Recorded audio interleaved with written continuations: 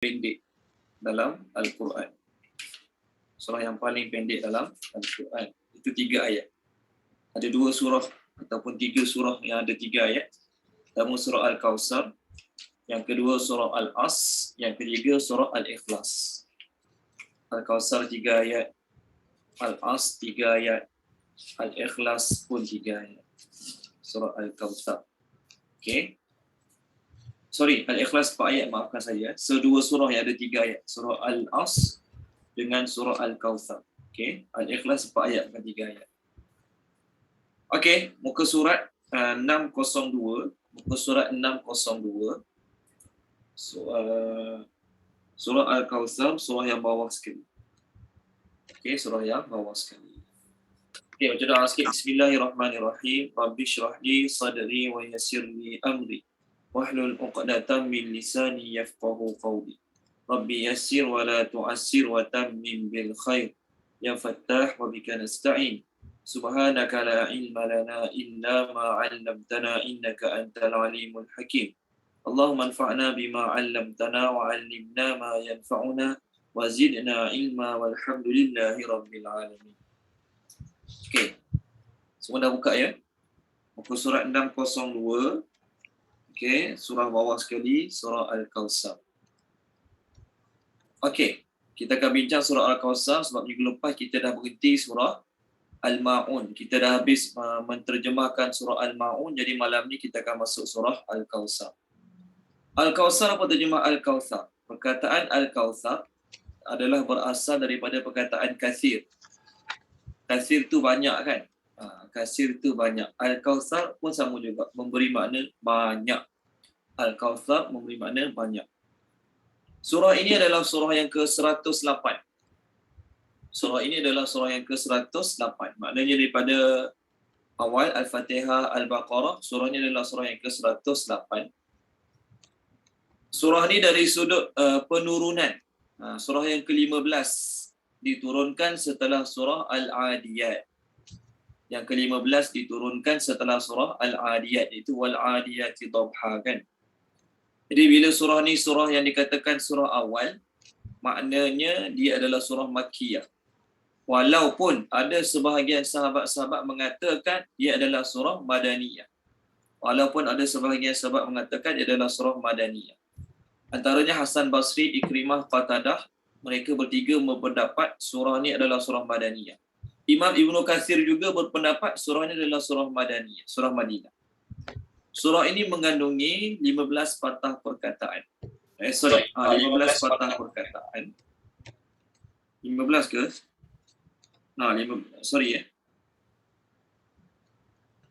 Ya, 15 patah perkataan, 3 ayat dan mengandungi 15 patah perkataan. Surah Al-Kawthar. Okey. Apa relate ataupun kita kata kesinambungan antara surah Al-Kawthar dengan surah kita malam Al-Ma'un minggu lepas dengan surah Al-Kawthar malam? Apa relate dia? Apa kesinambungan dia? Surah kita Al-Ma'un, Allah menceritakan tentang 4 sifat negatif orang-orang musyrikin dan juga orang-orang munafik. Dalam surah Al-Ma'un minggu lepas, surah kita Al-Ma'un 2 minggu kita lalu surah Al-Ma'un, Allah Subhanahu Wa Taala menceritakan 4 perkara negatif tentang orang munafik dan juga orang musyrikin. Okey. Apa negatif yang pertama? Apa negatif mereka yang pertama dalam surah Al-Ma'un minggu lepas? Negatif mereka yang pertama adalah kedekut. Bakhil, kedekut. Ayat 2, ayat 3. Fadzalikal ladzi yad'ul yatim wa la yahuddu 'ala ta'amil miskin. Mereka yang mengherdik anak yatim dan tak menggalakkan memberi makan orang miskin. Itu yang pertama, kedekut. Yang kedua, sifat negatif mereka yang kedua dalam surah Al-Ma'un ialah lalai dalam mengerjakan sembahyang. Lalai dalam mengerjakan sembahyang. Itu sifat negatif mereka yang kedua. Yang ketiga ialah, sifat negatif mereka yang ketiga ialah riya. Riya. Alladzina hum yura'un. Mereka yang semayang untuk menunjuk-nunjuk. Okey, riya. Manakala yang keempat, sifat negatif mereka yang keempat adalah mereka menghalang daripada menolong orang. Mereka tidak suka memberi pertolongan kepada orang. Okey, wa yamna'una al-ma'un, dan mereka menghalang, they refuse, okey, untuk memberi pertolongan. Okey, saya ulang balik, apa empat negatif, ada apa empat sifat negatif dalam surah Al-Ma'un? Pertama, kedekut. Kedua, lalai daripada waktu semayang. Ketiga, riak. Keempat, menghalang daripada memberi pertolongan. Enggan memberi pertolongan. Menghalang tu maksudnya enggan lah. Enggan memberi pertolongan. Okey, manakala surah kita Al-Kautsar malam ni, kita akan bincang Al-Kautsar malam ni, Allah Subhanahu Wa Taala nak menceritakan lawan kepada empat sifat tersebut. Lawan kepada empat sifat tersebut. Masya Allah. Mula-mula bakhil. Bakhil ni, Allah Subhanahu Wa Taala nak cerita bahawasanya Allah tidak bersifat bakhil. Sebagaimana orang musyrikin dan munafik bersifat bakhil, apa Allah Ta'ala buat? Inna a'tainakal kautsar, kami telah memberikan kepada Muhammad al-Kautsar, kebaikan yang banyak. Allah nak tunjuk betapa dia tidak bakhil, tidak kedekut macam perangai munafik, macam perangai musyrikin. Allah turunkan ayat 1 dalam ayat 1 surah Al-Kautsar, Allah kata inna a'tainakal kautsar. Itu lawan kepada sifat yang pertama, iaitu kedekut. Lawan sifat yang pertama itu kedekut. Yang kedua, dalam surah Al-Ma'un, apa sifat negatif dia? Semayang lambat, lalai daripada mengerjakan waktu semayang. Maka dalam surah ini Allah Ta'ala suruh sembahyang. Fasalli li rabbika wanhar, Allah suruh sembahyang. Maksud fasalli ni maksudnya Allah perintah, command. Fasalli ni fi'il amar. Fi'il amar maksudnya suruhan. Allah suruh mengerjakan sembahyang. Jadi orang-orang yang berjaya adalah orang yang mengerjakan sembahyang sebagaimana Allah suruh. Bukan orang yang mengerjakan sembahyang sebagaimana dia nak. Allah suruh sembahyang dalam ayat ni, fasalli, sembahyang. Jadi orang yang berjaya adalah orang yang sembahyang sebagaimana Allah nak. Bukan orang yang sembahyang sebagaimana dia nak, ataupun orang yang sembahyang tapi tak sempurnakan kehendak Allah dalam sembahyang dia. Cikgu bagi homework, pelajar yang paling teruk tak buat homework langsung. Okey? Pelajar yang kedua dia buat homework juga tapi buat ala kadar, janji atas nama buat. Pada tak buat langsung kena watang, biar aku buat jugalah, tapi dia punya buat dia masya-Allah. Dia pun tak faham apa yang dia buat. Dia pun tak faham apa yang dia tulis. Ni pelajar yang kedua. Ini pun kita marah juga. Kita sebagai guru marah juga. Apa cerita buat macam tak pernah belajar, contohlah. Walau dia dah belajar benda-benda macam tu. Okey, ni yang kedua. Yang ketiga, pelajar yang bukan sekadar buat, tapi dia buat dengan sesempurna mungkin, dia buat dengan sebaik-baik mungkin. Contoh orang semayang yang ikut suka hati. Siapa dia tahu orang semayang ikut suka hati? Orang-orang musyrikin Mekah. Dia semayang juga. Dan masa semayang tu dia rasa dia sedang ikut ajaran Nabi Ibrahim. Dan masa semayang tu dia rasa dia sedang buat semayang yang Allah Ta'ala sangat-sangat suka. Puan Nik telah baca boleh? Puan Nik telah baca. 181 ayat 35. 181 ayat 35.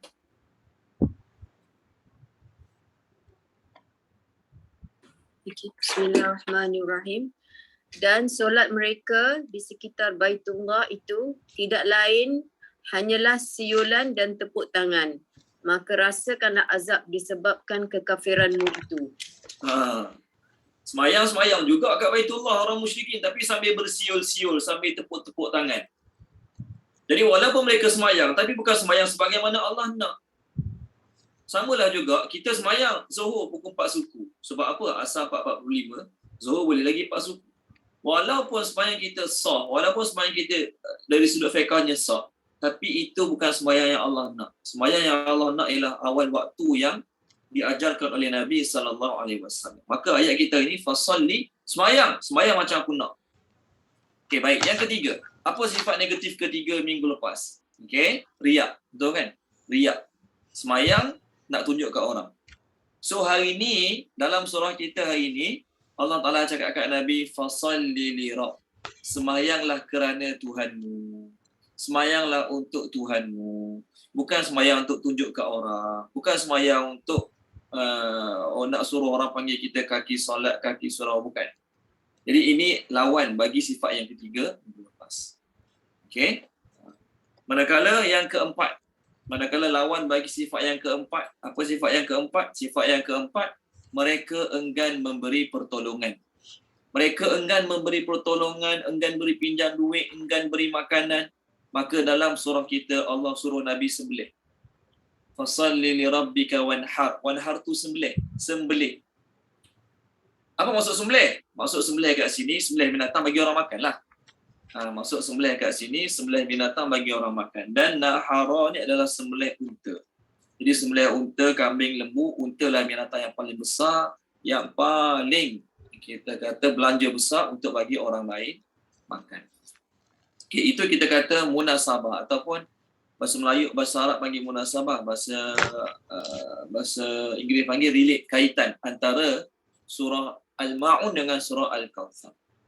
Jadi dalam surah ini akan membincangkan 3 perkara utama, iaitu nikmat Allah pada Nabi SAW. Nikmat Allah pada Nabi SAW yang banyak, itu yang pertama. Yang banyak. Dunia akhirat Allah bagi nikmat pada Nabi, antaranya adalah Telaga Kautsar. Sama ada Kautsar ni sungai dalam syurga ataupun perigi yang khas untuk Nabi SAW. Jadi yang pertama, poin pertama yang kita akan bincang dalam surah ni ialah Allah bagi nikmat yang banyak pada Nabi SAW. Yang kedua, dalam surah ni Allah suruh Nabi dan umatnya, kita lah, untuk mengerjakan sembahyang, bukan sekadar sembahyang, bahkan sembahyang dengan ikhlas. Yang ketiga, Allah SWT nak menyatakan dalam surah ini berita gembira kepada Nabi SAW tentang kemenangan Nabi atas musuh-musuhnya serta kehinaan yang bakal menimpa mereka. Kemenangan Nabi Muhammad ke atas musuh-musuhnya dan juga kehinaan yang bakal ditimpa kepada musuh-musuh Nabi sallallahu alaihi wasallam. 3 perkara kita akan bincang dalam surah ini. Okey, baik. Kita masuk sababun nuzul. Maksudnya kenapa surah ini kelebihan. Apa kelebihan surah Al-Kautsar ni? Satu hari Imam Ahmad meriwayatkan sebuah hadis daripada Anas bin Malik. Dia berkata Rasulullah SAW tidur sekejap lah ni. Dan tidur kat masjid lah ni, tidur kat masjid. Lalu baginda SAW sedar pada tidur, angkat kepala Nabi senyum. Maka sahabat tanya, "Ya Rasulullah, apakah yang membuat Tuan senyum?" "Ya Rasulullah, apakah yang membuat Tuan senyum?" Maka Nabi SAW cakap pada sahabat, "Sebentar tadi aku dapat satu surah. Sebentar tadi telah diturunkan satu surah pada aku." Maka Nabi membaca Inna a'tainakal kautsar sampai habis. Nabi baca surah ni sampai habis. Lalu sahabat tanya, Nabi SAW tanya, "Tahu tak Kautsar tu apa dia?" Nabi tanya sahabat-sahabat lah, "Tahu tak Kautsar tu apa dia?" Maka sahabat-sahabat jawab, "Allah wa rasuluhu a'lam." Allah dan Rasulnya lebih mengetahui. Maka Nabi jawab, "Al-Kautsar ialah sebuah sungai yang dikurniakan oleh Allah kepadaku dalam syurga." Al-Kautsar ialah sungai yang Allah kurniakan kepadaku dalam syurga. Sungai tersebut ada banyak kebaikan-kebaikan. Dekat sungai itu, pada hari kiamat nanti, kat sungai itu ada banyak bekas-bekas minuman yang disediakan. Bekas-bekas minuman yang disediakan tu sebanyak bintang-bintang di langit. Sebanyak mana cakrawala di langit. Nabi jawab. Lalu Nabi kata, "Tapi ada segolongan umat aku tak boleh minum daripada sungai tersebut." Lalu aku jawab pada Allah, "Ya Allah, mereka adalah umatku." "Mereka tu umat aku." Nabi cakaplah ke Allah Ta'ala tentang umat dia tak boleh minum daripada sungai ataupun telaga tersebut.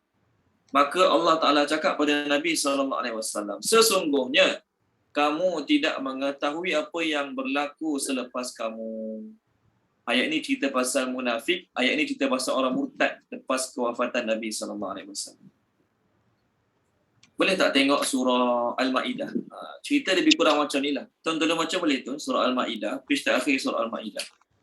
Ke akhirat nanti, Allah Ta'ala akan tanya Nabi Isa tentang orang Kristian. Allah Ta'ala akan tanya Nabi Isa tentang orang Kristian. Muka surat 127, ayat 116 dan juga 117. Muka surat 127, ayat 116 dan juga 117. Kalau baca tu? Okay. Bismillahirrahmanirrahim. Dan ingat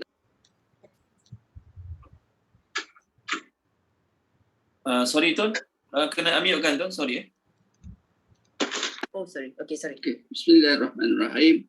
Dan ingatlah ketika Allah berfirman, wahai Isa ibni Maryam, engkaukah yang berkata kepada manusia, jadikanlah daku dan ibuku 2 tahun selain Dua Tuhan.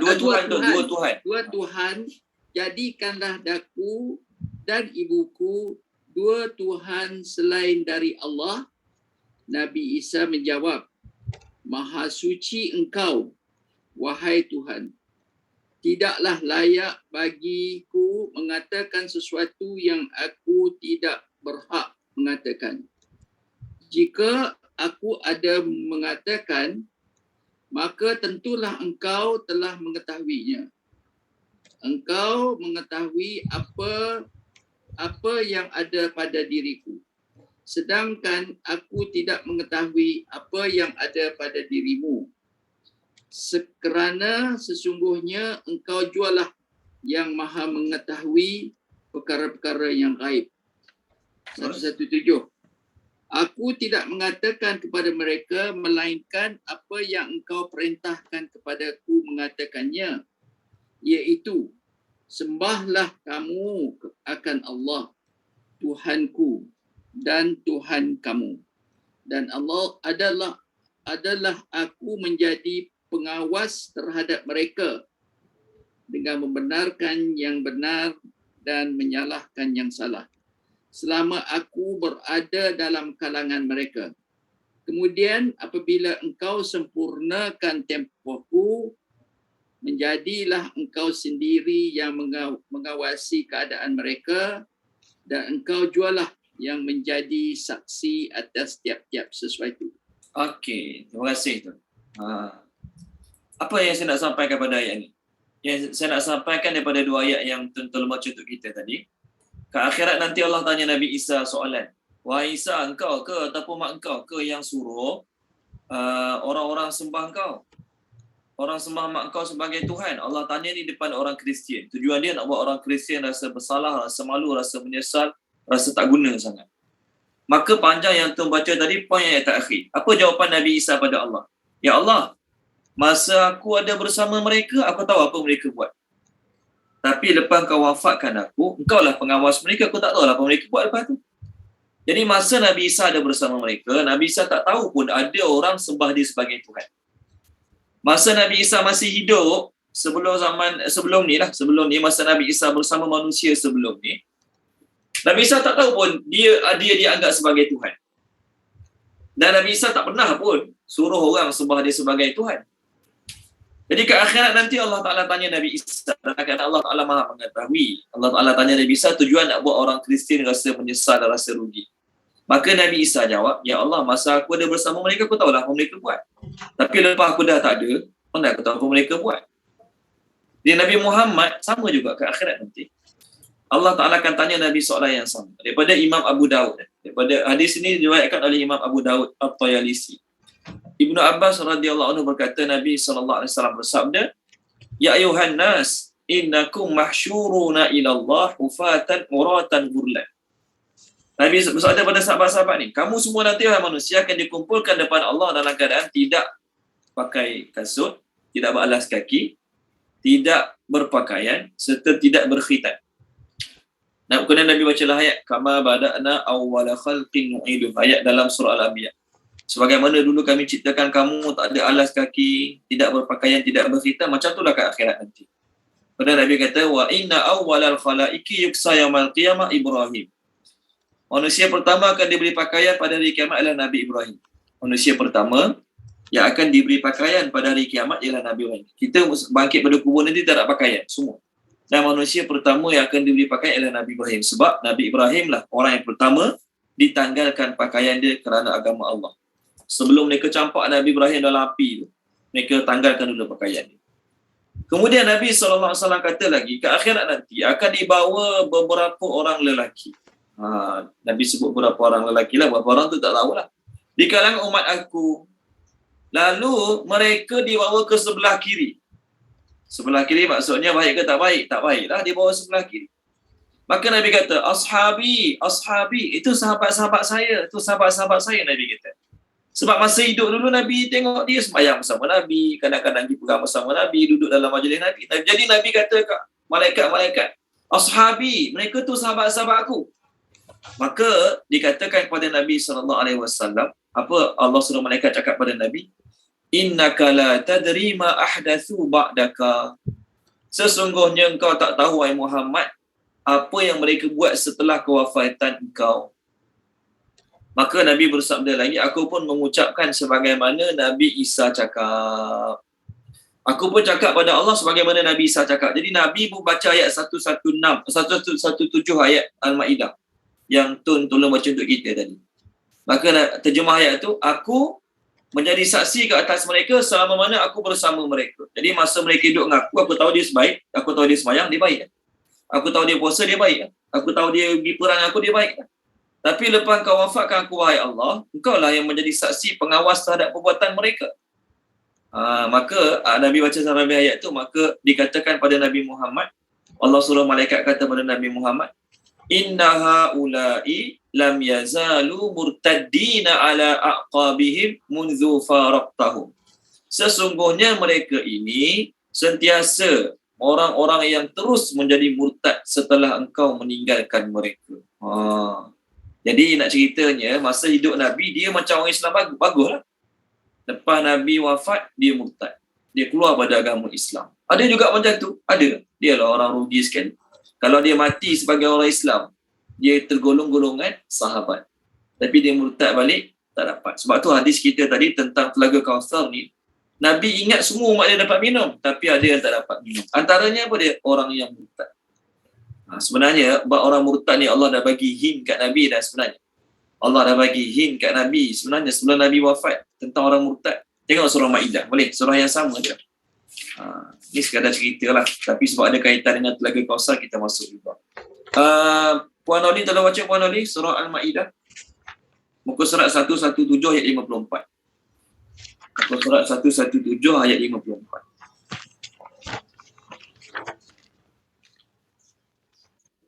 Bismillahirrahmanirrahim.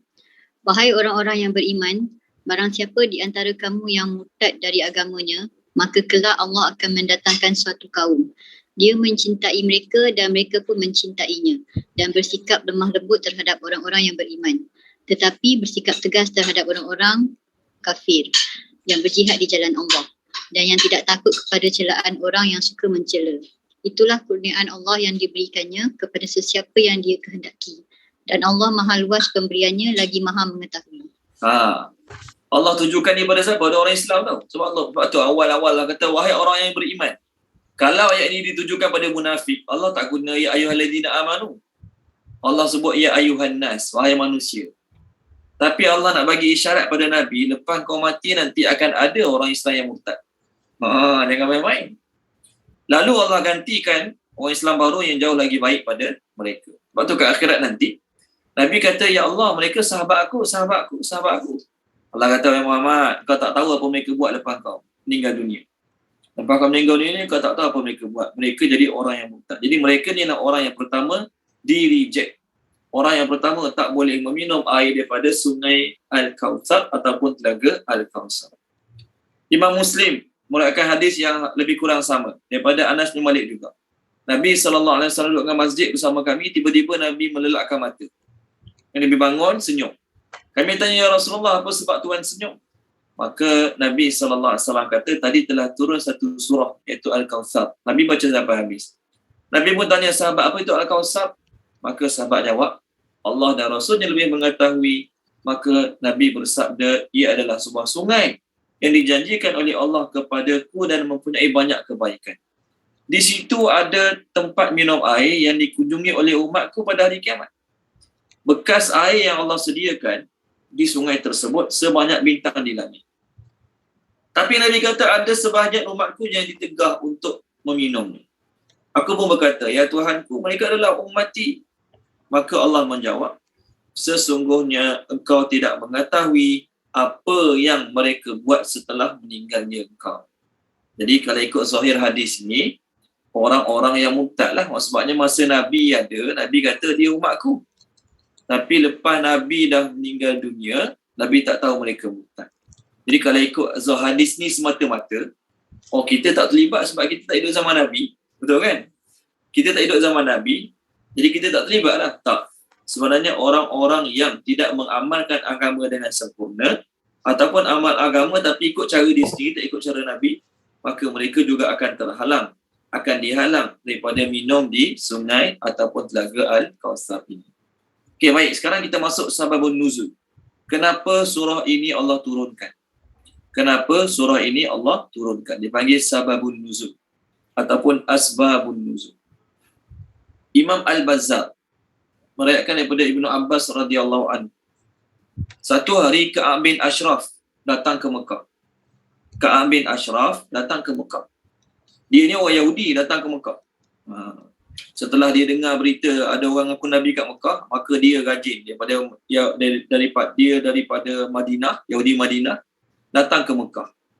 Walhal sebelum Nabi lahir, orang-orang Madinah ni tak bulu pun nak datang ke Mekah. Buat apa datang ke Mekah? Mereka tidak ada hajat apa pun kat Mekah. Bagi mereka, tempat ibadat termulia, tersuci, paling baik adalah Baitul Maqdis. Kenapa nak pergi Mekah? Tapi lepas dia dengar kedatangan Nabi, dia pergi Mekah. Maka orang Quraisy tahu yang dia ni pendeta, seorang pendeta di Madinah. Ustaz Yahudi kat Madinah. Ahli agama lah. Maka orang Quraisy tanya Ka'ab bin Ashraf.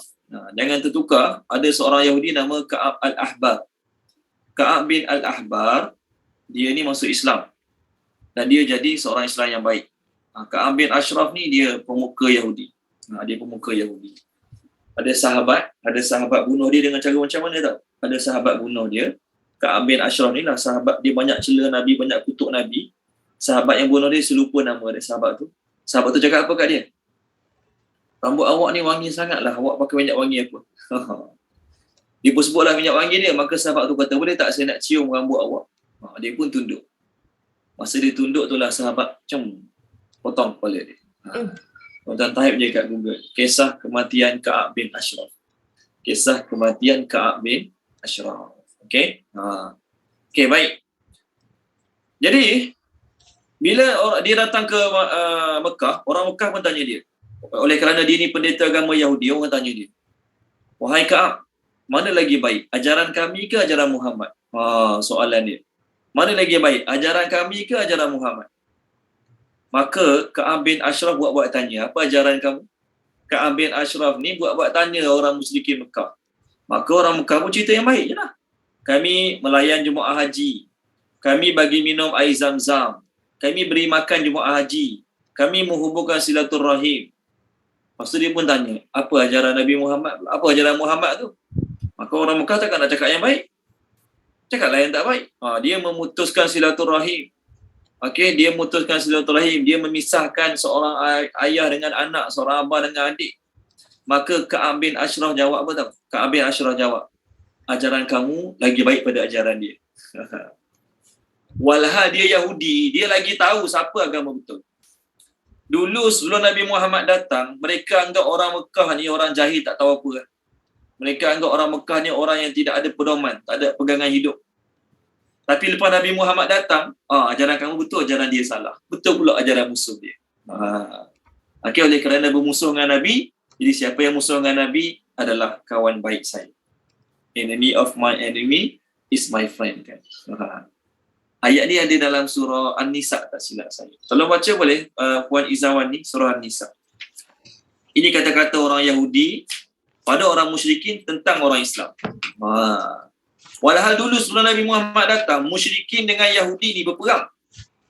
Ada kat Madinah, orang musyrikin dengan orang Yahudi berperang.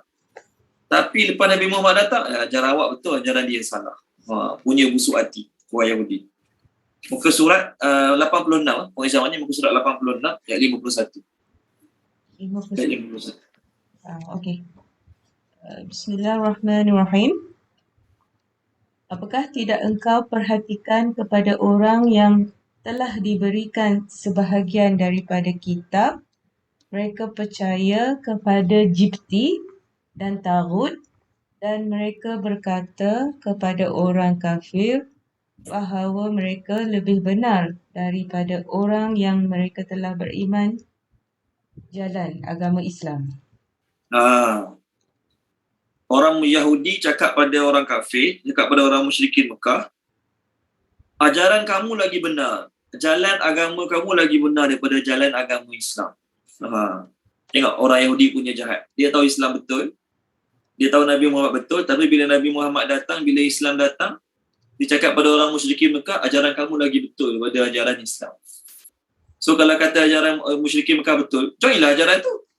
Kamu joinlah, join ajaran musyrikin Mekah. Dia kata betul. Tengok. Oleh kerana dengki sangat kat Nabi, maka dia sanggup membenarkan sesuatu yang salah, menyalahkan sesuatu yang benar. Sebab tu, ketika mana Allah cakap kat Nabi Muhammad, Allah cakap kat Nabi Muhammad dalam surah Yunus, wahai Muhammad, kalau kau syak terhadap Al-Quran yang aku turunkan pada kau, cuba kau tanya tentang kepada orang yang baca kitab. Tolong baca boleh? Datuk Osu tolong baca surah Yunus. Surah Yunus, surah Yunus. Muka surat 219. Semalam lalu ayat ni dekat kelas hari Khamis. Ada beberapa sahabat join kelas ni semalam. Muka surat 219 ayat 94. Tolong baca Datuk Osu. Ayat 94. Ya, betul. Bismillahirrahmanirrahim. Maka jika engkau Muhammad berada dalam keraguan tentang apa yang kami turunkan kepadamu, maka tanyakanlah kepada orang yang membaca kitab sebelummu. Sesungguhnya telah datang kebenaran kepadamu daripada Tuhanmu. Maka janganlah sekali-kali engkau termasuk orang yang rugi. Ragu-ragu kot. Orang yang ragu ya. Rugi dengan ragu lain Datuk. Okey, baik, tak apa. Okey. Allah cakap kepada Nabi Muhammad sallallahu alaihi wasallam, kalau kau syak terhadap Al-Quran yang kami turunkan, maksudnya kami turunkan pada engkau Al-Quran, dalam tu ada kisah Nabi Musa, kisah Nabi Harun, kisah Nabi-Nabi Bani Israel. Jadi kalau kau rasa syak terhadap cerita yang kami sampaikan kepada engkau, cuba kau pergi tanya orang-orang Yahudi sebelum ni. Sama tak cerita dalam Quran ni dengan cerita dalam Taurat mereka? Maka dalam hadis riwayat daripada Qatadah bin Di'amah, Nabi jawab apa? La asyukku wa la as'al. Aku tidak syak dan aku tak akan tanya. Ayat ni Allah cakap kat Nabi, kalau kamu syak, kalau kamu ragu-ragu kan, gila tanya. Maka Nabi tak tanyalah, sebab kalau Nabi tanya maksudnya Nabi ragu-ragu. Jadi Nabi jawab, aku tidak syak dan aku tidak akan tanya. Pertama, Nabi tak tanya sebab kalau Nabi tanya maknanya Nabi ragu-ragu. Yang kedua, kalau tanya orang Yahudi, agak-agak apa jawapan mereka? Adakah mereka akan cakap benar? Samalah. Cerita dalam Quran awak dengan Taurat kita sama. Kita sama. Kita geng.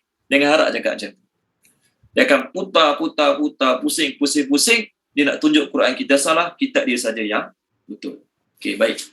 Lalu ketika mana, sambung balik kita tadi, ketika mana Ka'ab bin Ashraf cakap macam tu pada orang-orang Quraisy, maka Allah turunkan ayat, Inna syani'aka huwal abtar.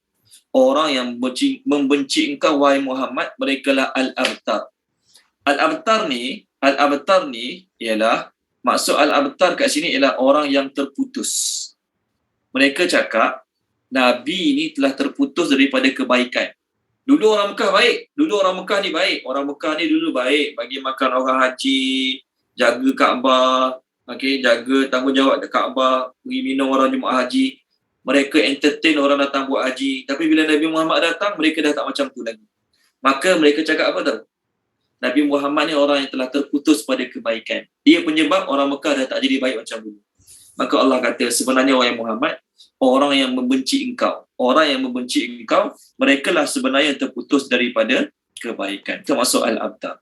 Okey, baik. Yang kedua, ini riwayat tentang sebab penurunan surah. Ibnu Abi Syaibah dalam kitabnya Musannaf, dia kata, Ibnu Munzir telah meriwayatkan hadis daripada Ikrimah.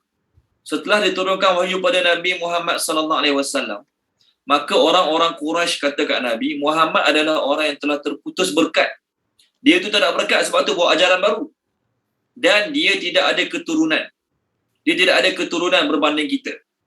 Sebab apa mereka cakap macam tu? Sebab anak Nabi yang bernama Qasim telah meninggal dunia. Anak Nabi yang bernama Qasim telah meninggal dunia. Jadi bila anak lelaki nama Qasim meninggal dunia, maka lelaki yang kalau kalau tak ada anak perempuan zaman dulu, lelaki yang hanya ada anak perempuan saja, tidak ada anak lelaki, maka bagi mereka lelaki itu adalah abtar. Orang musyrikin, al-abtar ni dalam bahasa Arab maksudnya terputus. Al-abtar, ayat terakhir kita ini, inna syani'aka huwal abtar. Al-abtar tu maksudnya yang terputus. Jadi mereka ketika mana anak Nabi yang bernama Qasim meninggal dunia kat Mekah, mereka cakap apa dia? Muhammad tu abtar. Maksud abtar, terputus keturunan. Terputus keturunan. Jadi orang Mekah, dia panggil untuk orang yang kahwin tak ada anak langsung, ataupun kahwin ada anak tapi perempuan je anak dia, tak ada lelaki langsung, mereka panggil al-abtar. Orang yang putus keturunan dia. Maksudnya tak ada dah dia punya descendant, bawah dia tu tak ada dah. Dia last sekali. Jadi bila anak Nabi meninggal, mereka kutuk Nabi abtar. Abtar itu abtar. Nabi sedih kan? Maka Allah turunkan surah ini nak pujuk Nabi. Allah kata, sesungguhnya orang yang membenci engkau, orang yang tak suka engkau, merekalah al-abtar. Ini sebab surah ini diturunkan. Jadi surah ni bila turun, Allah nak pujuk Nabi SAW. Ibnu Muzir pun cakap benda yang sama juga. Daripada Ibnu Juraid, dia berkata, Nabi SAW marah bila orang musyrikin cakap Nabi ni abtar. Sesungguhnya Muhammad tu abtar, terputus keturunan. Maka Allah turunkan ayat inna syani'aka huwal abtar, seolah-olah Allah nak ucap takziah pada Nabi dan seolah-olah Allah nak mengubati hati Nabi yang luka. Allah cakap, wahai Muhammad, dia kutuk engkau macam anak kita. Anak kita menangis ngadu kat kita, contohlah. Kenapa kawan-kawan ejek, kawan-kawan kata abang jahat? Kita puja anak kita. Tak, abang baik, dia orang jahat sebenarnya. Seolah-olah macam tu. Jadi mereka kutuk Nabi abtar, terputus keturunan. Allah kata tak, mereka sebenarnya abtar. Apa maksud abtar? Terputus daripada rahmat Allah. Mana lagi rugi? Orang yang terputus keturunan rugi ke orang terputus daripada rahmat Allah rugi? Orang yang terputus daripada rahmat Allah adalah orang yang rugi. Orang yang terputus pada rahmat Allah dipanggil suhqan, sahiqa. Orang yang terputus daripada rahmat Allah dipanggil sinhaqaf. Ni, putus pada rahmat, bahasa Arab panggil sinhaqaf. Putus, jauh. Sahiqa ni terputus. Jalan-jalan kat highway pun jambatan putus. Jadi jalan tu dipanggil sahiqa, jauh. Okay, nampak dekat tapi jauh tadi nak pergi. Sahiqa. Daripada sahiqa ni keluar perkataan apa? Fasuhqan li ashabis sa'ir. Dalam surah Al-Mulk ada kan? Fasuhqan li ashabis sa'ir. Okey, baik. Tolong baca ni boleh? Siapa dia? Tolong baca Puan Azlina Yusof. Tolong baca Puan Azlina boleh? Ada Puan Azlina? Kalau kita tengok surah Al-Mulk, muka surat 562 ayat 11. 562 ayat 11. Ada? Okey, baik, tak apa.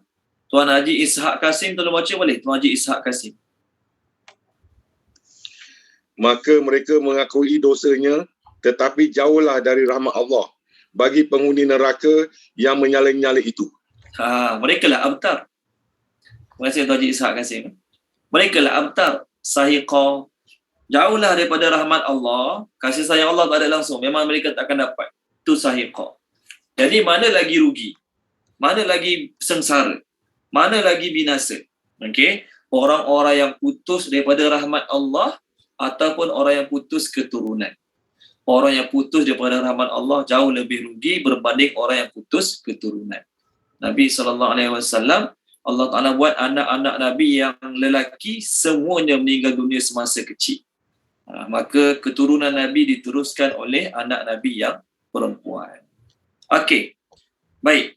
Itu kita kata sababun nuzul. Sebab-sebab surah ini diturunkan. Jadi surah ini seolah-olah nak pujuk Nabi SAW. Wahai Muhammad, mereka yang kutuk engkau, mereka lah yang terputus, bukan kau yang terputus. Okay, baik, masuk ayat 1. Bismillahirrahmanirrahim. Dengan nama Allah yang Maha Pemurah lagi Maha Penyayang. Inna, sesungguhnya kami. Terjemah inna, sesungguhnya kami. A'tainaka, kami telah memberikan kepadamu. A'tainaka, kami telah memberikan kepadamu. Okey.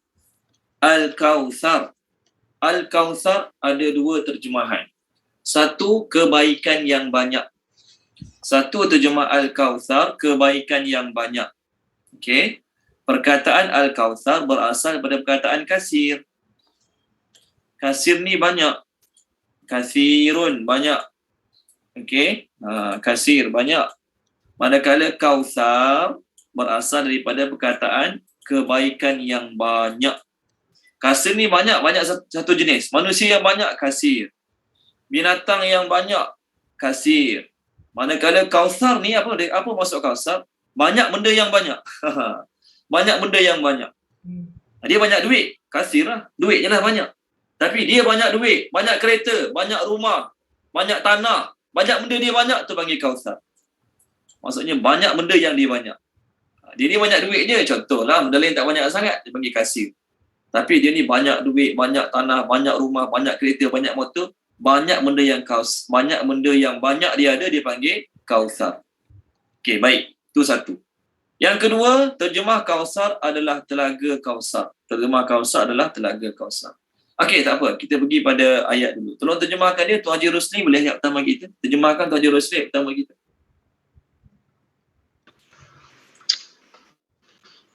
Bismillahirrahmanirrahim. Sungguh kami telah memberimu Muhammad nikmat yang banyak. Okey. Diterjemah. Terima kasih Tuan Haji Rosli. Terjemah yang Tuan Haji Rosli baca, nikmat yang banyak. Nikmat yang banyak, kebaikan yang banyak, dua-dua boleh. Baik. Allah SWT menggunakan dalam ayat kita sekarang inna, sesungguhnya kami. Disebabkan ayat Quran, dalam Taurat, dalam Injil, Allah banyak guna perkataan kami kan. Kami. Disebabkan Allah guna kami dalam Quran, dalam Taurat, dalam Injil, oleh kerana itulah salah satu ajaran Kristian, apa dia? Tuhan tu bukan satu. Bila tanya kenapa macam tu? Allah guna kami. Bila sebut kami, takkan satu. Betul kan? Kami mesti ramai. Sebab tu dia kata Allah tu tiga dalam satu. Dalam tiga tu ada satu, dalam satu tu ada tiga. Dia panggil taslis. Bahasa Arab panggil taslis. Bahasa Inggeris panggil Trinity. Bahasa Indonesia panggil Tritunggal. Tritunggal. Taslis. Okey. Terjemah taslis apa dia? Tiga lah. Perniagaan. Betul ke tak tahu? Membuat satu tu dia anggap tiga. Sebab apa? Dia kata kami. Kita kata Allah guna perkataan kami untuk ta'zim. Menunjukkan besarnya dia, agungnya dia guna kami. Bukanlah kami tu maksudnya kami bergabung dengan malaikat. Allah gabung dengan malaikat jadi kami. Bukan. Allah guna kami untuk menunjukkan keagungan dia. Allah guna aku untuk menunjukkan keesaan dia. Jadi Allah nak kata walaupun dia seorang, tapi dia boleh buat kerja macam ramai orang. Itu maksud kami tu. Walaupun dia seorang, tapi dia punya ciptaan, dia punya kejadian, dia punya perbuatan macam dia buat oleh ramai orang. Itu maksud kami. Tu dia guna kami nak tunjuk betapa agungnya dia, besar dia. Bukan dia ramai, Allah 4-5 orang, bukan. Dan kadang-kadang Allah guna aku, Allah nak menunjukkan keesaannya. Okey, baik. Allah cakapkan Nabi, sesungguhnya kamilah yang memberikan kepadamu, hai Muhammad, Al-Kautsar, kebaikan yang banyak. Kebaikan yang banyak. Kat mana kebaikan? Kebaikan yang banyak Allah bagi pada Nabi bermula daripada surah Wadduha lagi. Kalau kita ingat balik, Allah kata, dulu kau anak yatim, kami jaga engkau. Dulu kau miskin, kami kayakan engkau. Dulu kau tercari-cari jalan kebenaran, kami beri petunjuk kepada engkau. Itu antara kebaikan yang banyak kami bagi pada engkau. Dan termasuk juga kebaikan yang banyak yang kami bagi pada engkau ialah Al-Kautsar, iaitu satu sungai dalam syurga, satu perigi dalam syurga. Dalam hadis yang diriwayatkan oleh Imam Tirmizi kata, Nabi SAW bersabda, Al-Kautsar nahrun fil jannah. Kautsar tu sungai dalam syurga. Hafatahu min zahabin. Tebing-tebing dia daripada emas. Wa majrahu ala darri wal yaqut. Laluan air dia atas batu permata dan yakut.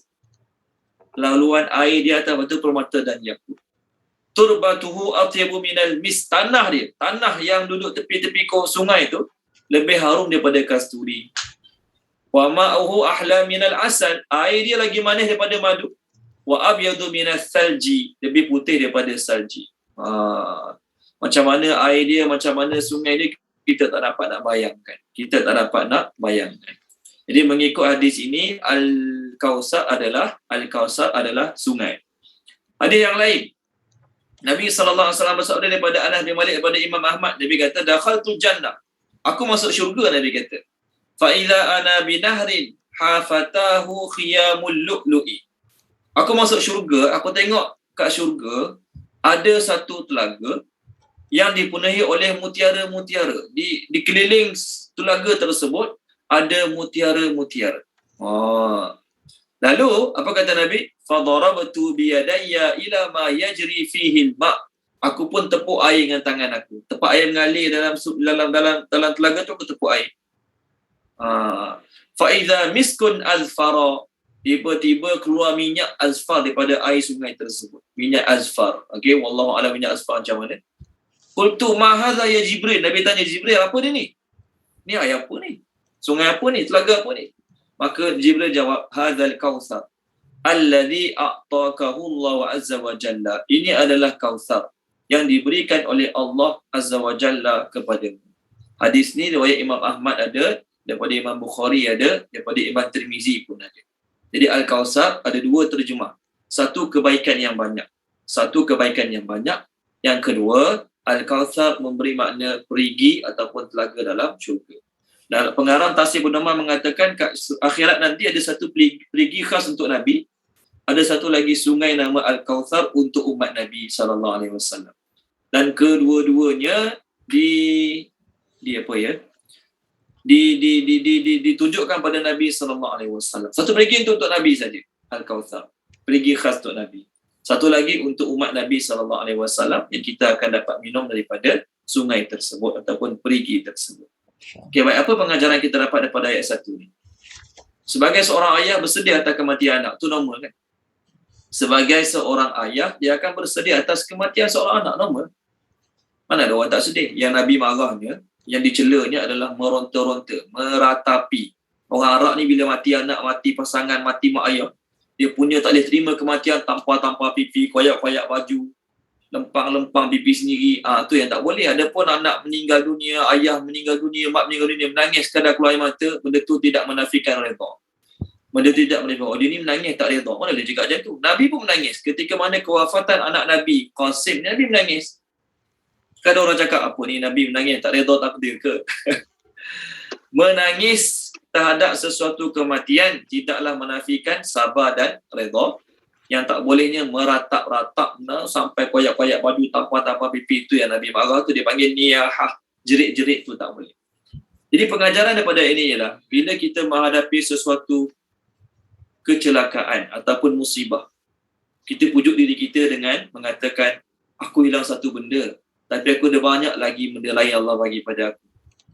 Itu cara nak pujuk hati kita. Jadi Nabi masa ni tengah bersedih ni terhadap kematian anak Nabi, kewafatan anak Nabi. Maka Allah pujuk Nabi Muhammad, janganlah sedih terhadap kematian anak kau ni.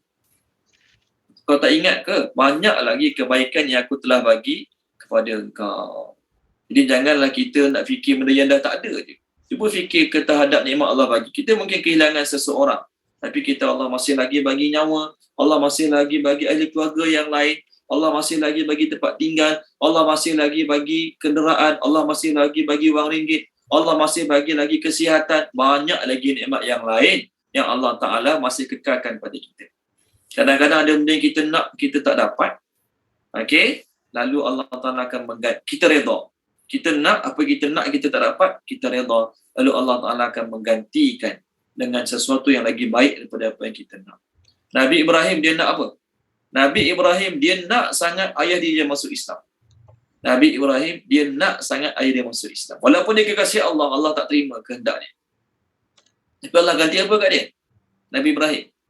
Kehendak dia nak ayah masuk Islam. Jadi orang beriman. Tapi tak, ayah dia mati kafir. Tapi apa Allah ganti pada dia? Allah ganti pada dia anak, cucu, cicit yang menjadi Nabi kekasih Allah. Jadi kadang-kadang kita nak sesuatu, kita tak dapat, kita sabar, kita redha. Yakinlah. Allah Ta'ala akan bagi lagi baik pada apa kita nak. Kita tak tahu apa yang baik.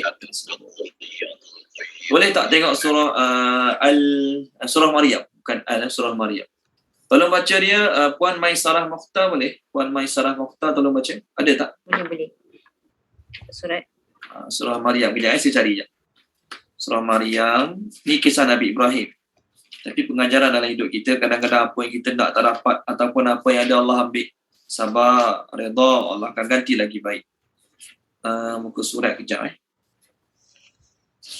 Muka surat, dia lepas surah Kafir sikit je, sekejap.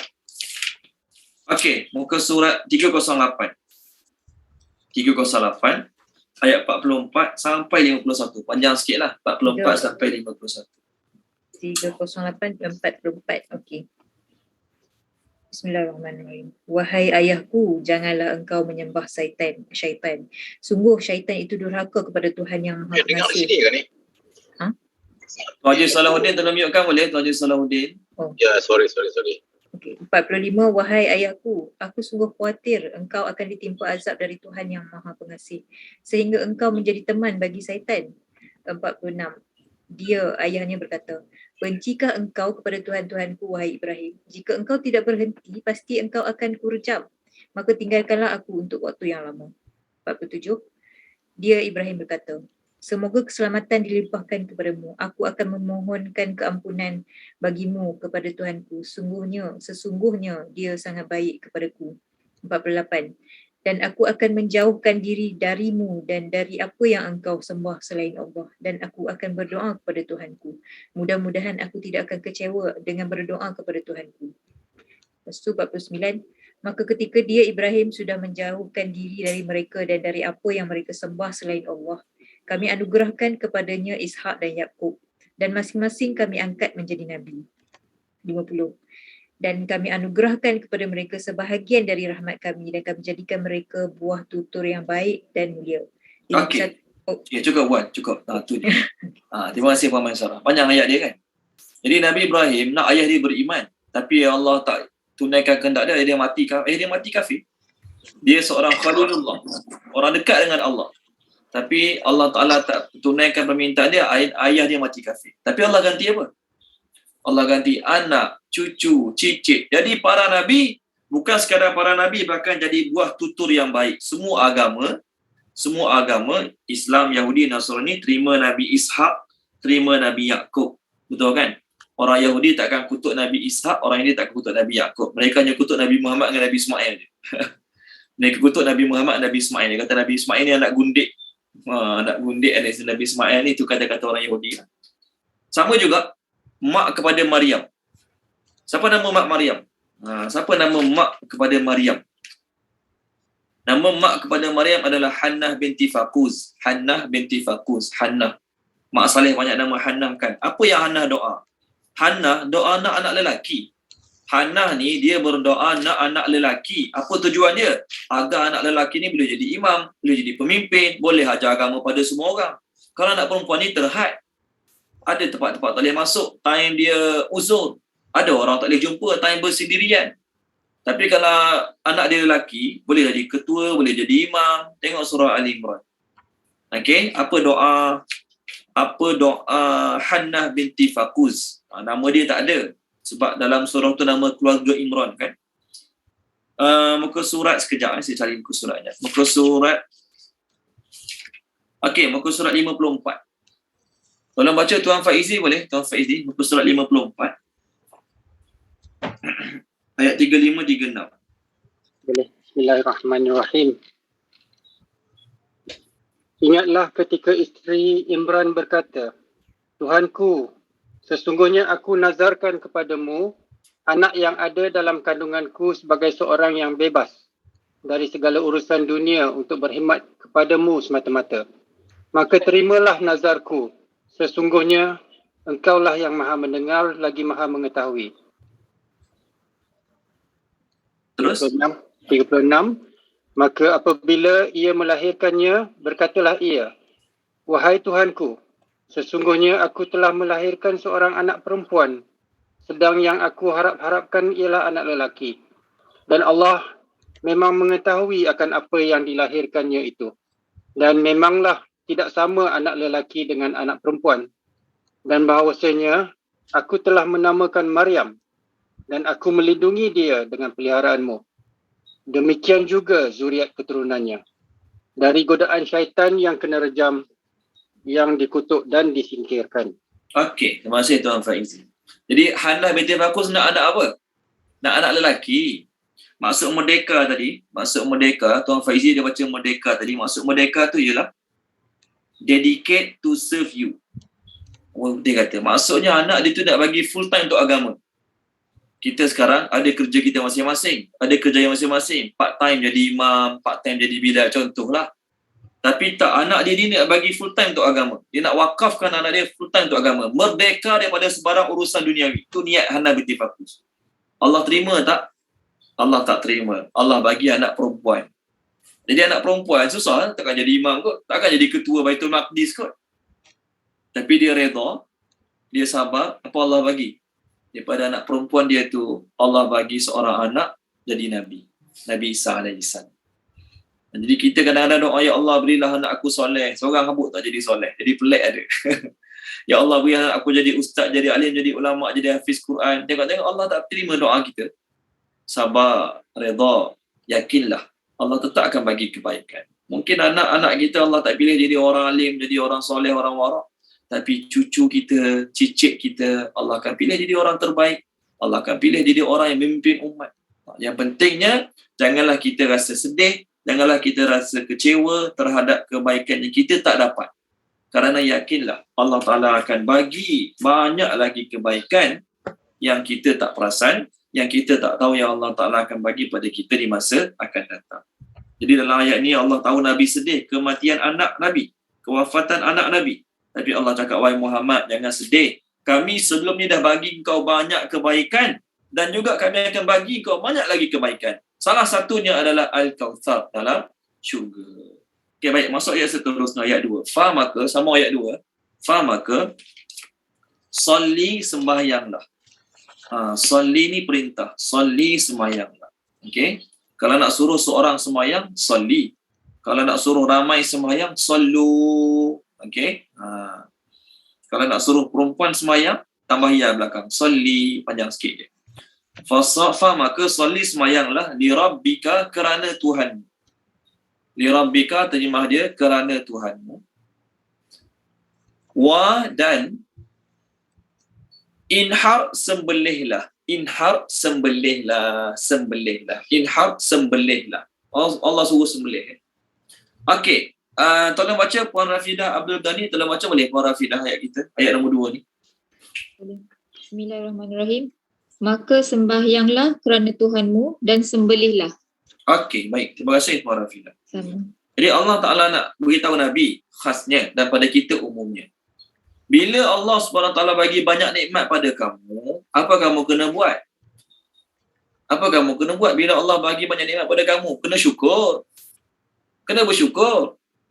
Kamu memang tak mampu untuk menunaikan hak syukur sepenuhnya. Betul kan? Kita memang tak mampu nak tunaikan hak syukur sepenuhnya.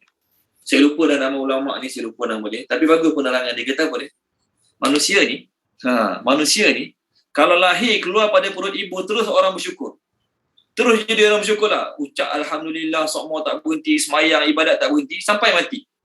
Dia lahir pada perut mak tu, ibadat sampai mati untuk tunjuk syukur daripada Allah. Dia pun masih lagi belum mampu sempurnakan hak syukur. Dia pun masih lagi belum mampu untuk sempurnakan tuntutan syukur. Kenapa? Nikmat dia dapat bersyukur, nikmat tu pun harus disyukuri.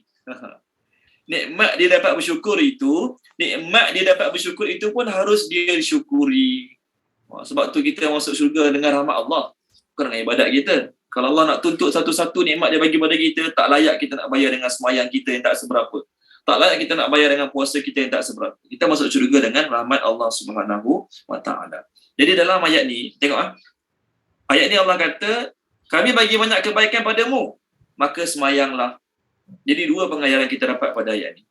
Pertama, bila kita nak tunjuk syukur pada Allah, tunaikan perintah Allah semuanya, dan perintah Allah paling besar adalah solat. Itu satu. Yang kedua, Nabi dengar sedih kan masa ni? Nabi dengar sedih kan anak dia meninggal kan? Maka kita yang menghadapi kesedihan, cara terbaik menghadapi kesedihan adalah mengadu pada Allah. Okey, kawan-kawan ucap takziah hari tu, jangan ucap esok lusa dia duduk macam biasa dah. Okey, tapi Allah Subhanahu Wa Taala sentiasa ada, maka redakanlah kesedihan kita dengan bersembahyang. Redakanlah kesedihan kita dengan bersembahyang pada Allah Subhanahu Wa Taala. Okey, pasal nikmat tadi, Allah Taala sebut dalam surah An-Nahl, apa saja nikmat kita dapat daripada Allah Subhanahu Wa Taala. Bab bila kita ceramah ataupun bila kita nak cakap bab nikmat, dua ayat kita akan refer. Pertama, okey, surah An-Nahl ayat 53. Tolong baca boleh surah An-Nahl ayat 53. Tolong baca dia Puan Mudrikah boleh? Puan Mudrikah Tahir. Surah An-Nahl, muka surat 272. Ayat 53. 272 ayat 53. Tolong baca surah An-Nahl.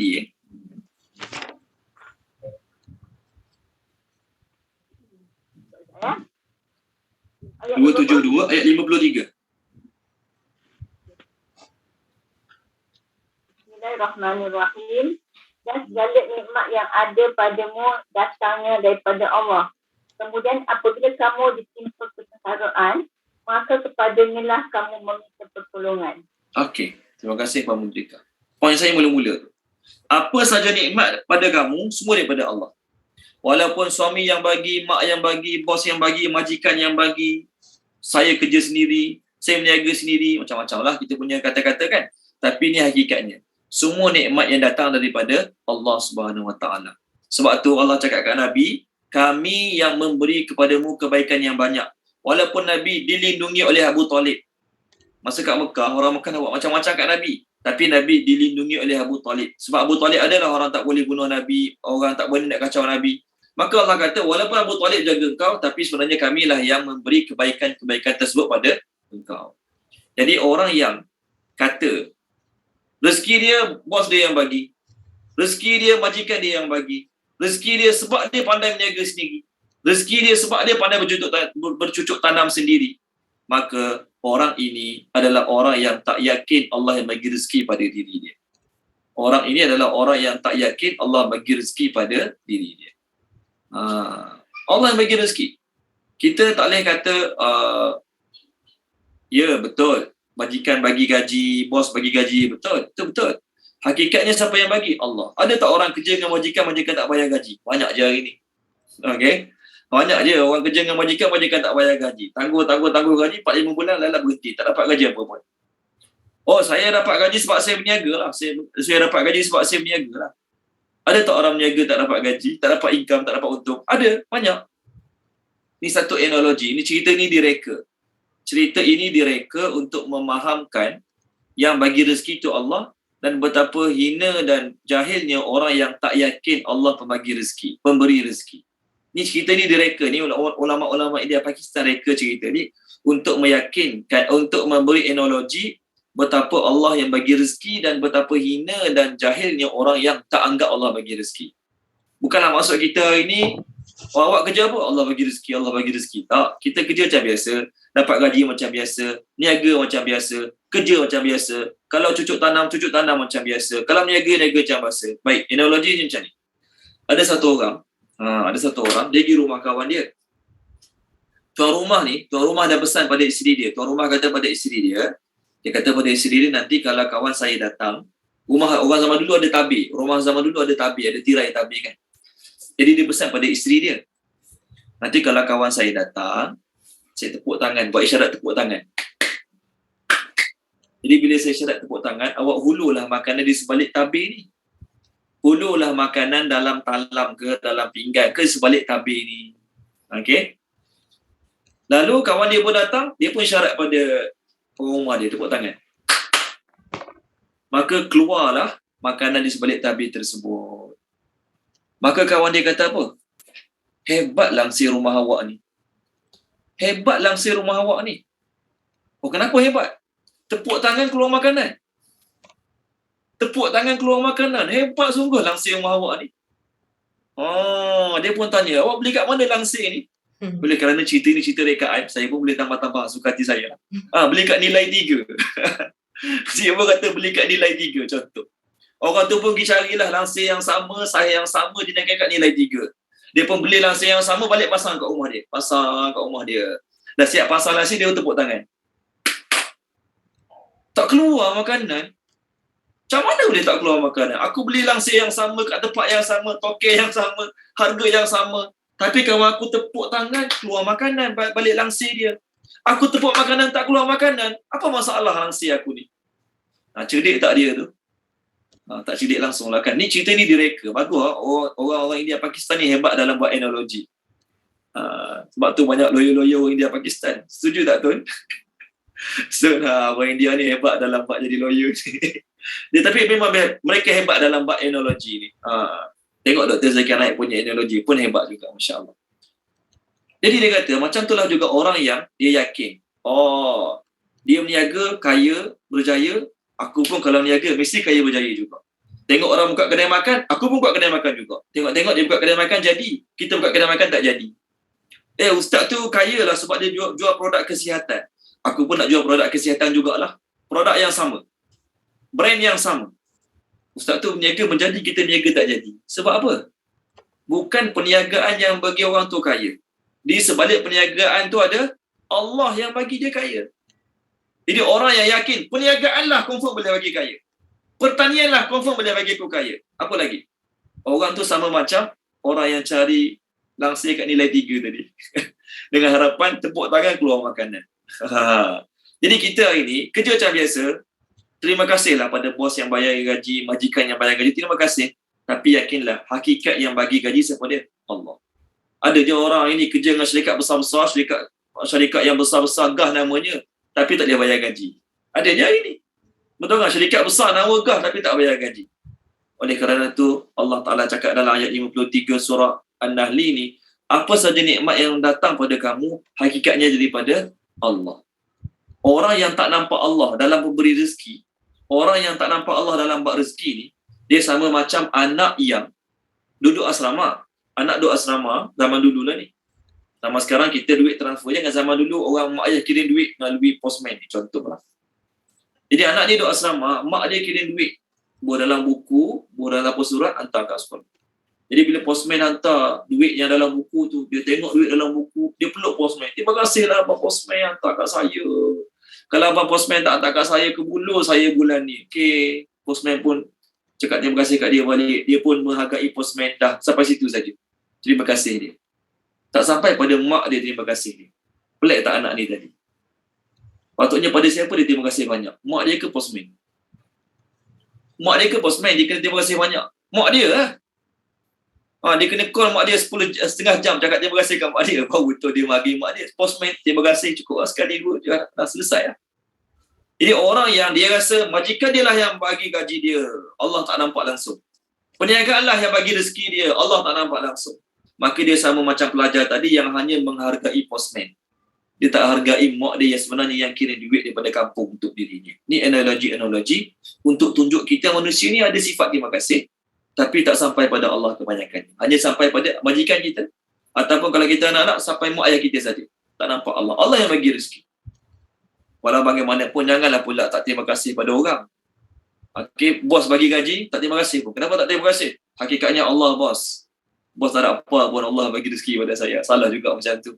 Nabi sebut dalam hadis, man lam yashkurin nas lam yashkurillah. Siapa tidak berterima kasih pada manusia, dia tidak bersyukur pada Allah. Terima kasihlah pada orang yang tolong mudahkan kita dapat rezeki, bos, majikan, pekerja-pekerja ke. Terima kasihlah pada mereka. Yang kedua dalam bab rezeki, ayat surah An-Nahl juga, tolong baca boleh Puan Aliza Ali, page 269, ayat yang ke-19, 18. 269 ayat yang ke-18. Bismillahirrahmanirrahim. Dan jika kamu menghitung nikmat Allah, nescaya kamu tidak akan mampu menghitungnya. Sesungguhnya Allah benar-benar Maha Pengampun lagi Maha Penyayang.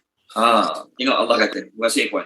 Kalau kamu nak kira satu persatu nikmat Allah, kamu takkan mampu kira. Takkan mampu nak kira. Yang kita boleh kira yang besar-besar je. Kita boleh kira 2 tangan, 2 mata, 2 kaki, itu je kita boleh kira. Tapi segala sel-sel yang ada dalam tangan, dalam mata, dalam badan kita, kita tak mampu nak kira segala-galanya. Waktu Allah kata, kalau kamu nak kira satu persatu, kamu tak boleh kira. Kita boleh kira lah. Kita boleh kira yang besar-besar. Yang kecil-kecil, yang halus-halus, kita tak nampak nikmat-nikmat Allah tu. Tak boleh nak kira. Jadi, tanda bersyukur terhadap nikmat Allah yang bagi pada kita apa dia? Solat. Orang yang bersyukur pada Allah bukanlah orang yang hanya mengucapkan Alhamdulillah. Orang bersyukur pada Allah, orang tu juga kena solat. Kerana solat perintah Allah SWT. Orang yang ucap Alhamdulillah, Alhamdulillah, tetapi dalam masa yang sama dia tak solat, dia sama macam anak yang kita bagi duit yuran bulan-bulan, bagi duit belanja bulan-bulan, tapi dia tak belajar sungguh-sungguh. Kita bayar yuran anak, zaman dulu kan mak ayah kita sanggup bergadai, pinjam duit orang nak bayar yuran, kita belajar zaman dulu. Contohlah ni. Jadi tanda kita bersyukur pada mak ayah kita yang bayar yuran, kita belajar. Adakah dengan ucap terima kasih mak. 1 hari 4 kali call untuk ucap terima kasih kat mak sebab bayar yuran kita. Tapi belajar malas. Peperiksaan semua fail. Adakah kita anak yang bersyukur? Tak. Anak yang bersyukur bukan sekadar ucap terima kasih pada mak yang bagi yuran, bukan pada ayah bagi yuran. Tapi dia hargai yuran mak dia bagi, yuran ayah dia bagi dengan belajar sungguh-sungguh untuk gembirakan mak ayah dia. Itu baru anak terima kasih. Samalah juga Allah bagi kita rezeki gaji besar bulan-bulan, duit banyak bulan-bulan. Kita sebut Alhamdulillah, dapat gaji, dapat untung. Baguslah. Tapi dalam masa yang sama, apa yang Allah nak kita buat, kita tak buat. Jadi kita adakah orang bersyukur? Tak juga. Sebab tu dalam ayat ni, bila Allah nak suruh Nabi bersyukur, Allah suruh solat dulu. Sama tak macam surah Quraisy. Allah sebut dalam surah Quraisy kan, Allah kata kami bagi nikmat keamanan dan selamat daripada lapar pada orang Quraisy. Apa mereka kena buat untuk bersyukur? Falyabudu rabb hadzal bait. Hendaklah mereka menyembah Tuhan rumah ini. Surah Quraisy kita baru lalu. 2 surah sebelum ni. Jadi Allah bagi nikmat banyak pada orang Quraisy. Allah kata tanda mereka bersyukur ialah falyabudu rabb hadzal bait. Hendaklah mereka menyembah Tuhan rumah ini. Jadi tanda pertama syukur ialah jaga solat. Maksud solat ni perintah-perintah Allah lain jaga juga. Yang kedua inhar. Apa terjemah inhar? Sembelih. Maksud sembelih ialah bagi makan orang lain. Jadi kita Allah bagi rezeki lebih, bagi gaji besar, bagi bonus. Tanda kita bersyukur, bayar zakat. Bila kita bayar zakat, kita telah beramalkan ayat inhar. Terjemah inhar sembelih. Allah cakap kepada Nabi, maka solatlah dan sembelihlah. Solatlah dan sembelihlah. Apa maksud sembelih? Maksud sembelih ialah bagi makan orang.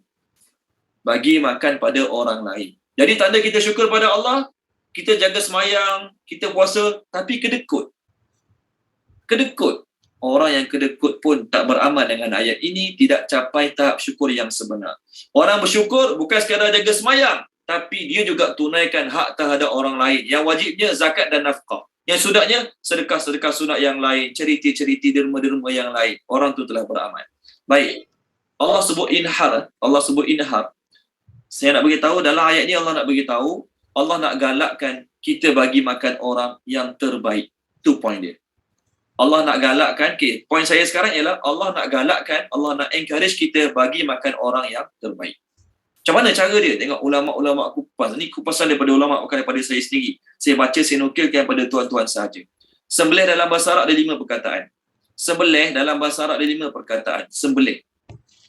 Sembelih, slaughter, sembelih dalam bahasa Arab 5 perkataan. Pertama, zabaha. Boleh tulis. Pertama, zabaha. Ni sembelih. Yang kedua, aqara. Sembelih juga.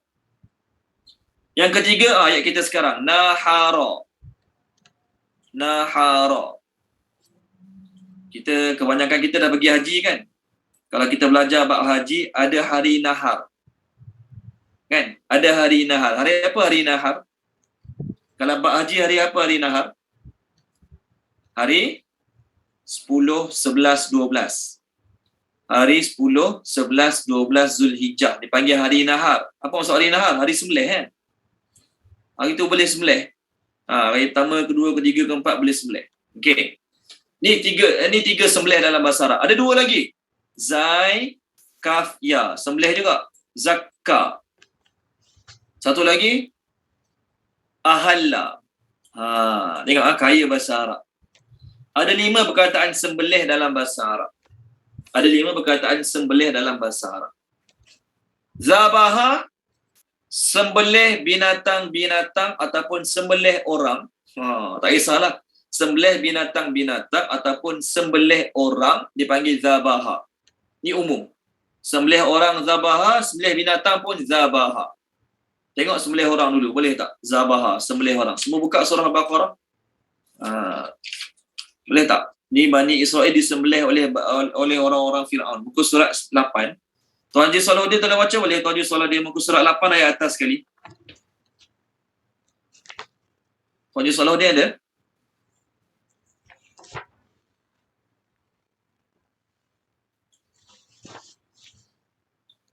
Okey, baik, tak apa. Tuan Haji Salahuddin tak ada. Tuan Haji Rosli tolong baca boleh? Tuan Haji Rosli ada tak? Tuan Haji Rosli? Ada Ustaz. Okey, muka surat 8 ayat atas sekali. Ada perkataan sembelih kat situ. Dan ingatlah ketika kami menyelamatkan kamu daripada Fir'aun dan pengikut-pengikutnya, mereka menimpakan azab sesaan yang sangat berat kepadamu. Mereka menyembelih anak-anak lelakimu. Okey, cukup Tuan Haji Rosli.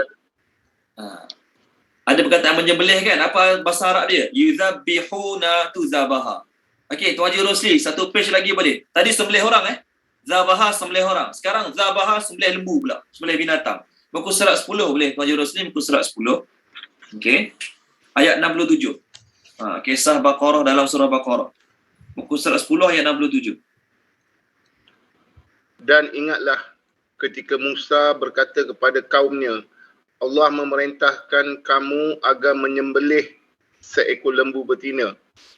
Mereka bertanya, adakah engkau akan menjadikan kami sebagai bahan ejekan? Dia Musa menjawab, aku berlindung kepada Allah agar tidak termasuk orang-orang yang bodoh. Okey, terima kasih Tuan Haji Rosli. So, sembelih orang zabaha, sembelih lembu pun zabaha. Tengok ayat dia. Wa idh qala Musa liqaumihi innallaha ya'murukum an tazbahu. Jadi tazbahu tu baha. Ni sembelih. Aqara, tuan-tuan dan puan-puan, aqara sembelih juga tau. Aqara ni sembelih juga. Tapi aqara ialah sembelih di selain leher. Sembelih binatang bukan pada leher. Mematikan binatang bukan pada leher. Ada juga ke dalam kitab fiqh? Ada. Contoh macam ni tuan-tuan dan puan-puan. Kita ada lembu. Lembu kita jatuh dalam perigi buta. Lembu kita jatuh dalam perigi buta. Kepala ke bawah, kaki ke atas. Kalau biar satu hari mati betul kan? Kalau biar satu hari mati jadi bangkai, tak boleh makan. So kena sembelih cepat-cepat. Nak sembelih macam mana? Kepala bawah, kaki atas. Kita nak turun tak muat dalam perigi buta tu. Kalau tak sembelih mati bangkai. Tak boleh makan. Kalau nak sembelih leher kat bawah, kaki kat atas, macam mana cara dia? Maka macam mana cara dia? Ambil tombak ke lembing, tikam belakang. Tombak ke lembing ke tikam belakang dia, maka tu namanya aqara. Boleh makan tak? Boleh makan. Halal dimakan kerana tidak boleh susah untuk sembelih di bahagian leher dia. Boleh? Tu namanya aqara dalam bahasa Arab. Contoh, aqara, kita nak refer perkataan aqara. Zaman Nabi Soleh, mereka sembelih untuk Nabi Soleh. Betul kan? Mereka sembelih untuk Nabi Soleh. Apa perkataan sembelih untuk Nabi Soleh? Tengok surah Wasyamsi wa duhaha. Tolong baca, saya rasa semua dah baca. Puan Nik tolong baca boleh? Puan Nik. Puan Nik tolong baca boleh? Surah Asy-Syams, muka surat 595. Ayat 14. Surah atas, bukan surah bawah, surah atas. Bismillahirrahmanirrahim. Namun mereka mendustakannya dan menyembelihnya. Kerana itu Tuhan membinasakan mereka kerana dosa mereka. Lalu diratakannya dengan tanah. Okey. Terima kasih Puan Nik. Menyembelihnya. Tapi apa sembelihnya dalam bahasa Arab kat sini? fakazzabuhu fa'aqaruha. Betul kan? Fa'aqaruha. Mereka sembelih unta ni, tuan-tuan dan puan-puan, adakah mereka baringkan sembelih leher? Tak, mereka potong kaki dulu. Mereka potong kaki dulu, dah jatuh unta tu, dah patah kaki unta tu, kena potong, barulah mereka tikam dan mematikan unta tersebut. Jadi aqara ni sembelih selain pada leher. Boleh? Dua dah perkataan sembelih kita jumpa. Zabaha, aqara. Ada dua lagi perkataan sembelih sebelum kita refer pada nahara. Puan Nur Hidayah Ahmad tak ada baca boleh? Puan Nur Hidayah Ahmad boleh tak? Ada tak Puan Nur Hidayah Ahmad? Boleh Ustaz. Muka surat 106. Ayat 3 tu panjang, ada sampai 2 kali sembelih, stop. Muka surat 106 ayat 3 surah Al-Maidah.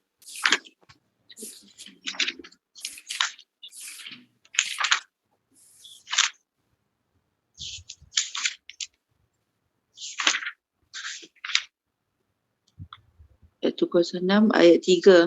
Ya.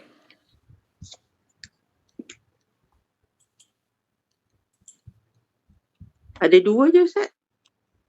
Baca dulu. Ada dua apa tu? Ayat 3 kan Ustaz? Ayat 3, ayat 3. 107, maafkan saya Astagfirullahalazim. Sorry, 107. Maafkan saya Puan, saya silap. Okey. 107. Okey. Bismillahirrahmanirrahim. Diharamkan bagimu memakan bangkai, darah, daging babi dan daging haiwan yang disembelih bukan dengan nama Allah, yang tercekik, yang dipukul, yang jatuh, yang ditanduk dan yang diterkam binatang buas, kecuali yang sempat kamu sembelih. Okey, cukup. Okey. Terima kasih Puan Nur Hidayah. Dalam ayat ni tuan-tuan dan puan-puan, dalam ayat 3 surah Al-Maidah ni ada 3 perkataan sembelih. Ada 3 perkataan sembelih dalam ayat ni. Saya tulis boleh 3-3 tu. Tengok saya tulis Ni dah tulis kan? Yang saya tulis kat skrin dah tulis. Okey. Saya baca ayat dia. Tengok saya baca ayat dia. Hurrimat alaikumul maitatu waddamu walahmul khinzir wa ma uhilla li ghairillah. Nampak uhilla tu? Ni. Uhilla. Ni. Saya tulis kat skrin uhilla. Ayat dalam muka surat kita pun ada. Jadi uhilla ni sebenarnya bukan sembelih. Uhilla ni ialah menjerit-jerit. Kenapa Allah gunakan perkataan uhilla untuk sembelih? Kerana orang musyrikin semasa sembelih binatang, mereka menjerit-jerit menyebut nama Tuhan-Tuhan mereka. Itu maksud uhilla. Okey, sembelih juga. Tapi Allah guna nama ni kerana orang yang sembelih sambil menjerit-jerit dipanggil uhilla. Okey, satu perkataan dia. Wa ma uhilla li ghairillahi bi. Sambung lagi ayat dia, baris kedua. Wal munkhaniqatu wal mawqudatu wal mutaraddiyatu wan natihatu wa ma akalas sab'u illa ma zakkaitum. Ni zakkaitum. Zal kafiyah ni. Nampak zal kafiyah ni. Zakkaitum. Zakkaitum ni apa maksudnya zakkaitum? Zakkaitum ni ialah menyembelih binatang sebelum dia nak mati. Kalau tak sembelih pun dia tetap akan mati. Ayat yang dibaca oleh sahabat kita Puan Hidayah Ahmad tadi ialah kamu diharamkan makan binatang-binatang sekian dan Allah kata apa yang dimakan oleh binatang buas. Kalau kita pergi hutan nak makan rusa tu dah mati kena baham dengan harimau, boleh makan? Tak boleh makan. Illa ma zakkaitum, kecuali yang tempat kamu sembelih. Maksudnya unta tu kena baham dengan harimau, kena baham kaki depan, kaki belakang kena baham dengan harimau. Badan, leher semua okey lagi, contoh.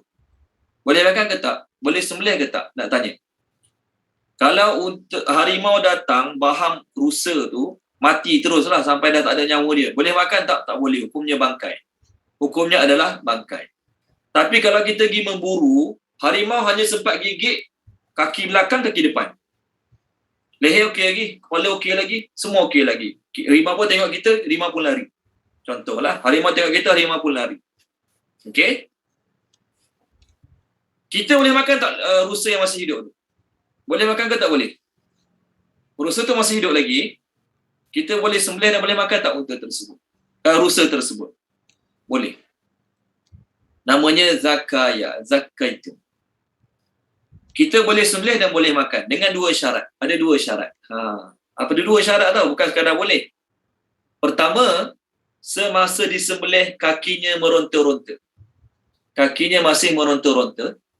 Yang kedua, darah keluar dengan memancut laju. Darah keluar dengan memancut laju. 2 syarat. Kenapa Ustaz bincang benda macam ni? Kenapa saya bincang benda macam ni? Tuan-tuan, pernah tengok tak orang langgar lembu tepi jalan? Kita bawa kereta laju langgar lembu, pun. Ada setengah-setengah orang, bila lembu kena langgar je, dia terus sembelih lembu tu. Sembelih tu lembu tu. Kenapa sembelih? Kalau tak sembelih, bazir, rugi. Jadi dia sembelih lembu tu, daging boleh makan, dia kata. Tuan-tuan dan puan-puan, bukan semua lembu kena langgar, masih ada nyawa, kita sembelih halal dimakan. Tak, tengok syarat dulu. Kalau lembu tu kena langgar dengan lori besar, terbangin tepi jalan, mata kelip-kelip lagi. Tapi kita pun ambil pisau sembelih lah sebab tak nak membazir. Seekor lembu kan daging mahal, sembelih lembu tersebut. Masa kita sembelih lembu tu, kalau darah keluar mancuk dengan laju daripada leher dia dan kakinya masih meronta-ronta, maka sah sembelihan tersebut. Tapi masa kita lembu kena langgar, terbangin tepi highway, mata kelip-kelip lagi, hidup lagi. Kita dengar dia punya nadi pun masih gerak lagi. Tapi masa kita sembelih dia, kaki dia relax, tak gegar. Kaki dia tidak meronta-ronta. Dia redha je nak mati masa tu. Dan darah pun tidak mancuk dengan laju, maka tak boleh makan dah lembu tersebut. Dah tak boleh makan lembu tersebut. Boleh ni dalam kitab sembelihan lah ni.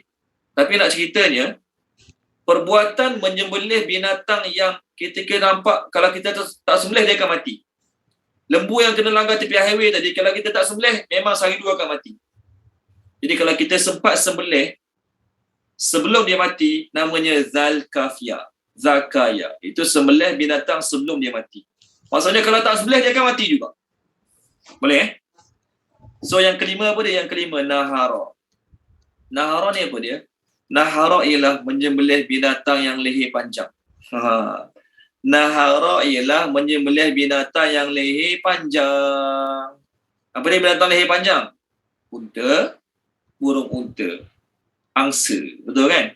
Unta, burung unta dan angsa lah binatang leher panjang. Jadi perbuatan menyembelih binatang leher panjang ialah dipanggil Nahara. So sekarang ayat sembelih kita apa dia? Nahara kan? Nahara ayat sembelih kita. Maknanya Allah menggalakkan kita menyembelih binatang yang lehernya panjang, saiznya besar. Apa dia? Unta.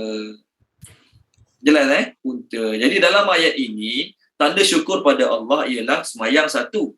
Yang kedua, sembelih binatang bagi orang makan. Binatang apa yang kena sembelih bagi orang makan? Binatang yang besar saiznya. Boleh bagi makan orang ramai sikit. Binatang yang besar saiznya boleh bagi makan orang ramai sikit. Nahara. Jadi tanda syukur pada Allah, jaga semayang pertama.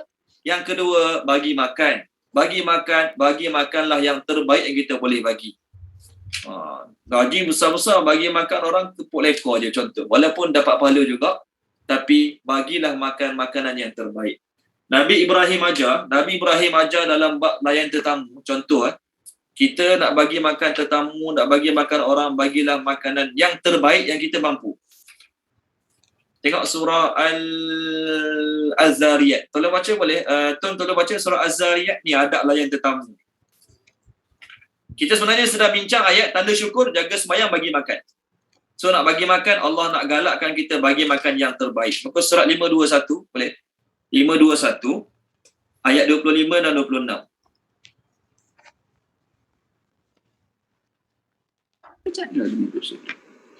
Bismillahirrahmanirrahim. Tatkala mereka masuk mendapatkannya lalu memberi salam dengan berkata, "Salam sejahtera kepadamu." Ia menjawab, "Salam sejahtera kepadamu," sambil berkata dalam hati, "Mereka ini orang yang tidak kenal." 26. Kemudian ia masuk mendapatkan ahli rumahnya serta dibawa keluar seekor anak lembu gemuk yang dipanggang.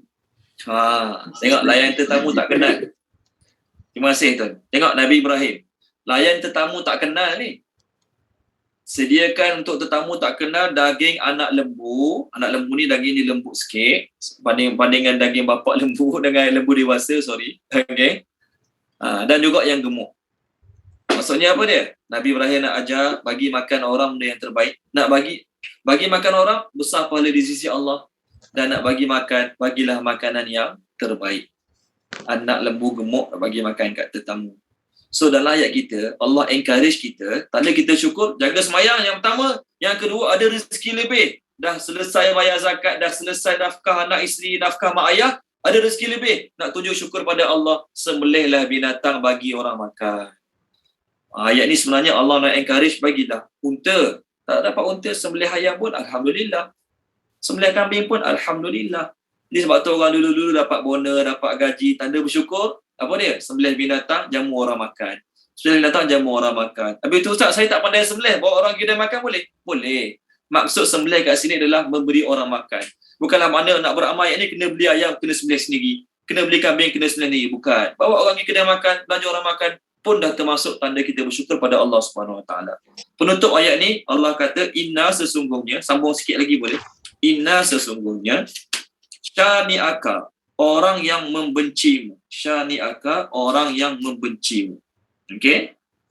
Huwa dialah al-abtar orang yang terputus. Al-abtar orang yang terputus. Tolong baca dia Puan Noli, tolong baca Puan Noli ayat terakhir kita. Sesungguhnya orang yang membenci ialah orang yang terputus. Kena ada mu. Sesungguhnya orang yang membencimu. Okay. Sesungguhnya orang yang membencimu dialah orang yang terputus.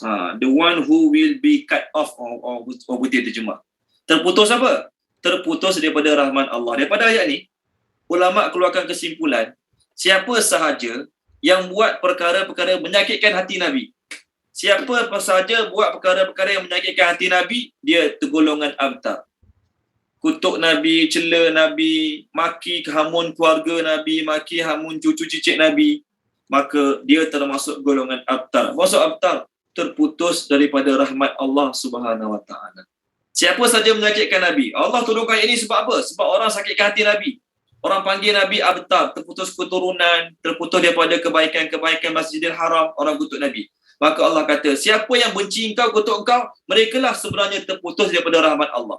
Allah warning banyak tempat dalam Quran, Allah kata siapa yang menyakitkan Nabi, Allah Subhanahu Wa Taala akan beri azab yang pedih pada dia. Tengok surah Al-Ahzab boleh.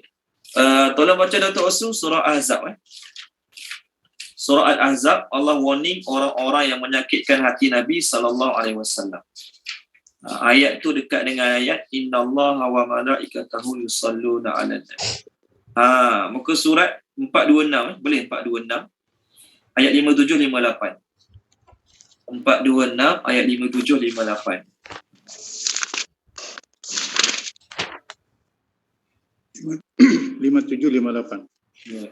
Sesungguhnya orang-orang yang menyakiti Allah dan Rasulnya, Allah akan melaknatnya di dunia dan di akhirat, dan disediakan azab yang menghinakan bagi mereka.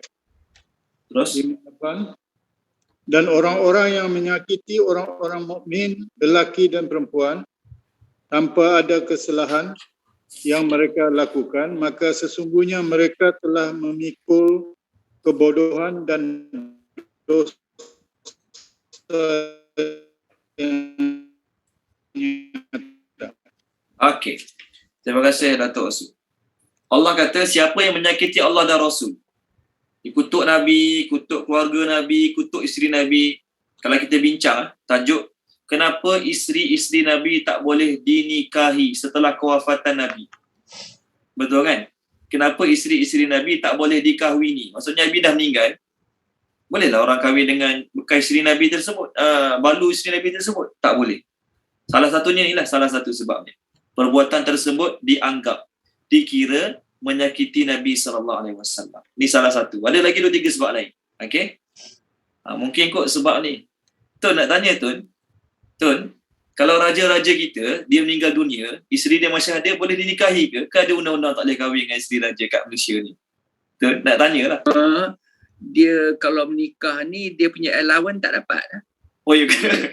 Itu yang sebab tak kahwin balik tu. Oh ya ke? Jadi kalau dia kahwin, dia hilang habis kahwin. Dia punya allowance semua. Oh, nak kahwin boleh lah. Tak ada undang-undang yang melarang dia menikah. Okey. Saja nak tanyalah. Okey, terima kasih tu. Okey, jadi isteri Nabi, isteri Nabi tak boleh dinikahi lepas Nabi meninggal dunia, ni antara sebabnya. Okey, baik. Tapi tak apalah, kita bukan nak bincang pasal tu pun. Kita nak bincang siapa menyakitkan hati Nabi, Allah laknat dunia akhirat. Laknat Allah itulah terputus daripada rahmat. Satu ayat lagi tolong baca Puan Izawani boleh? Ni orang munafik panggil Nabi Uzun. Uzun ni jenis lekas percaya. Apa saja lekas percaya. Cakap sikit terus percaya. Kita kelentong sikit terus dia percaya. Muka surat 196 ayat bawah sekali. Puan Izawani tolong baca. Nilai.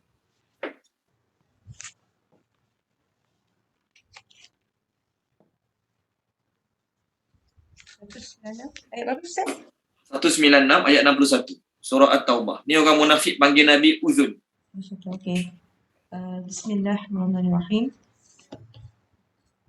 Dan antara mereka orang yang menyakiti Nabi dan mereka berkata, dia, apa yang didengarnya, katakanlah, apa yang didengarnya baik untuk kamu. Dia beriman. Puan macam kurang best lah terjemah dia. Dia apa yang didengarnya, macam tu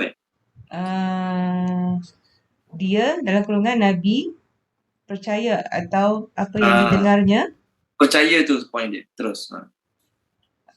Katakanlah apa yang didengarnya baik untuk kamu. Dia beriman kepada Allah dan dia percaya kepada orang mukmin dan menjadi rahmat bagi orang yang beriman antara kamu.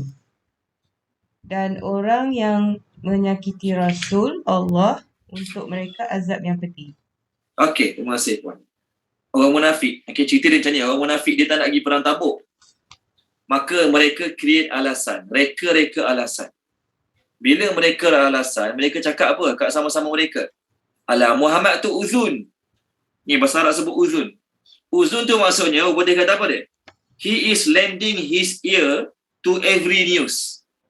He is lending his ears to every news.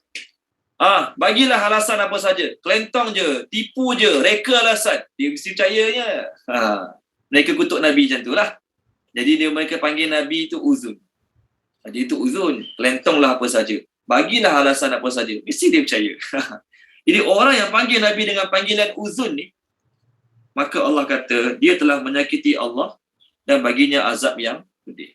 Baginya azab yang pedih. Siapa yang menyakiti Nabi, keluarga Nabi, isteri Nabi, sahabat-sahabat Nabi, maka orang tu juga boleh termasuk golongan abtar. Maksud abtar? Terputus daripada rahmat Allah. Kenapa terputus daripada rahmat Allah? Ayat yang Datuk Osu baca untuk kita tadi. Allah laknat mereka dunia akhirat. Jadi kalau Allah laknat mereka dunia akhirat, bagaimana dia nak dapat rahmat daripada Allah Subhanahu wa taala? Okey, nak dapat rahmat kena amalkan apa Nabi ajar. Dalam hadis Nabi sebut, kullu amrin zibalin la yubda fihi bi bismillah fa huwa aqma. Setiap perkara utama yang besar, yang penting tidak dimulakan dengan bismillah, maka dia terputus. Nabi kata, terputus. Sama macam abtar, terputus. Setiap perkara yang tak dimulakan dengan bismillah terputus. Apa maksud terputus? Terputus daripada rahmat. Sebab itulah tuan-tuan, setiap amalan Nabi ajar doa. Hatta jimat pun ada doa dia Nabi ajar. Betul kan? Masuk tandas, keluar tandas, pakai baju, masuk rumah baru. Okey, nak bermusafir, masuk rumah, keluar rumah, semua ada doa. Hatta jimat pun ada doa. Jadi sekurang-kurang kita tak tahu nak doa tu, tak tahu nak doa ni, bismillah dah cukup. Bismillahirrahmanirrahim. Bismillahirrahmanirrahim. Semua bismillah, tak ada masalah. Lagi baik kita belajarlah doa masuk tandas, keluar tandas, masuk rumah baru, pakai baju, buka baju. Semua tu ada doa-doa yang Nabi ajar. Bila kita amalkan, kita tidak terputus daripada rahmat Allah Subhanahu Wa Taala. Okey, berhenti sini dulu boleh? Ya Tuan? Tak Ustaz, dengar lah Tuan. Ustaz, tadi surah Al-Ahzab tu yang siapa dapat usul baca tadi tu 58 kata, dan orang-orang yang mengganggu serta menyakiti orang lelaki yang beriman dan orang perempuan yang iman dengan perkataan atau perbuatan yang tidak tepat dengan sesuatu kesalahan yang dilakukannya, maka sesungguhnya mereka telah memikul kesalahan menuduh secara dusta dan berbuat dosa yang amat. Ni fitnah lah kan? Kita fitnah. Bukan sekadar fitnah tu. Bukan sekadar fitnah kat sini. Kita tuduh orang tu mencuri, kita ambil tindakan pada dia. Dah lah tuduh tu berdosa dah. Kita pukul pula dia, 2 dosa. Kita tuduh orang tu mencuri ke, kita tuduh orang tu berzina ke, tuduh tu dah salah dah. Lepas tu tindakan pula kita ambil, pukul ramai-ramai ke, pulaukan dia ke. Sebab tu orang tu telah menanggung kesalahan yang sangat besar. Okey, kita berhenti sini dulu boleh? InsyaAllah kita sama minggu depan. Apa yang baik pada Allah Subhanahu Wa Taala, apa yang tak baik daripada kekurangan kelemahan saya. Minta maaf kalau ada salah silap dalam perkataan dan juga penerangan saya pada malam ini. Bismillahirrahmanirrahim. Subhanallah wa bihamdi, subhanakallahumma wa bihamdika, asyhadu an la ilaha illa anta, astaghfiruka wa atubu ilaik. Allahumma zayyinna bi zinatil Qur'an wa akrimna bi karamatil Qur'an wa syarifna bi syarafatil Qur'an wa adkhilna al-jannata bi syafa'atil Qur'an ya dzal fadli wal ihsan. Allahumma inna nas'aluka ilman nafi'a wa rizqan wasi'a wa rizqan mubarakan wa amalan mutaqabbala. Allahumma anfa'na bima 'allamtana wa 'allimna ma yanfa'una wa zidna ilma walhamdulillahi rabbil alamin. Terima kasih banyak semua. Assalamualaikum warahmatullahi wabarakatuh. Waalaikumsalam. Terima kasih. Assalamualaikum. Tadi Ustaz tak dengar suara saya. Ustaz tadi Ustaz tanya Apa saya. dia? Tuan Haji Salahuddin apa dia? Ustaz tak dengar